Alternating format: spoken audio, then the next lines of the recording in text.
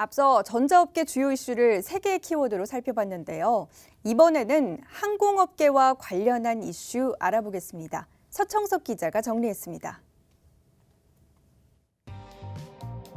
항공업계 2019년은 격변의 해라고 해도 과언이 아니었습니다.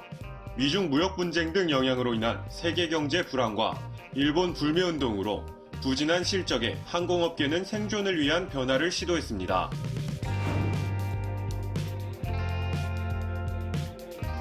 지난해 7월 공식적으로 시작된 미중 무역 분쟁으로 인해 세계 경제의 불확실성이 커졌고 이른바 노제팬 운동으로 불리는 일본 불매운동으로 항공업계의 실적은 부진했습니다.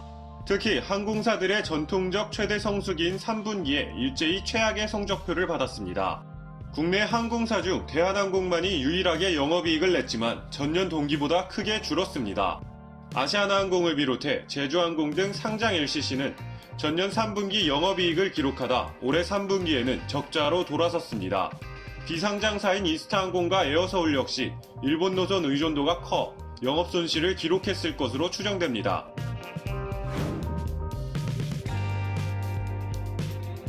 (2019년) 항공업계 중 가장 큰 이슈는 HDC의 아시아나항공 인수입니다.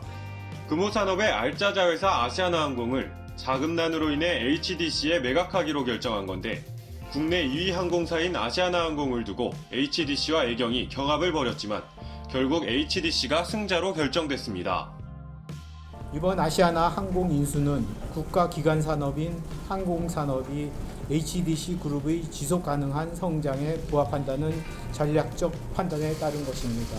HDC 현대산업개발은 우선 협상 대상자로서 계약이 원활히 성사되도록 최선의 노력을 다할 것이며 계약 이후에는 아시아나 항공이 최고의 경쟁력을 갖출 수 있도록 지원을 아끼지 않을 것입니다.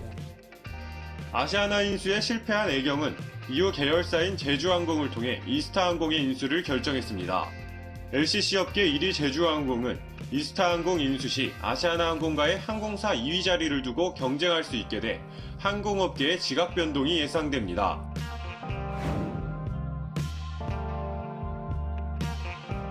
어려운 상황이 지속됨에 따라 항공사들은 생존을 위한 결정을 내릴 수밖에 없는 상황에 처했습니다.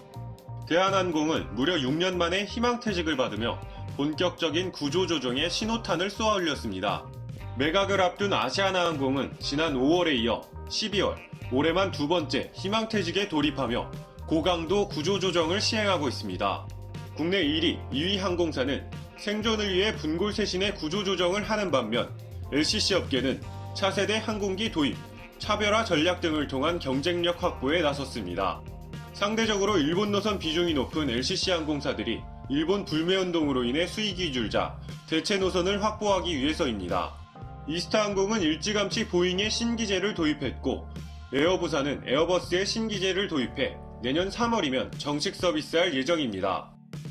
현지 공장에서 이제 나머지 작업들을 좀 하고 있습니다. 도색이라든지 이런 작업들을 하고 있고 내년 3월, 2월 말에 이제 도입이 돼서 3월 정도에 서비스가 되는 걸로 현재 계획 중에 있습니다. 다사다난한 한 해를 보낸 항공업계.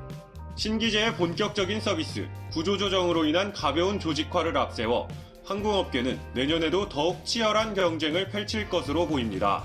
박스뉴스 서청석입니다.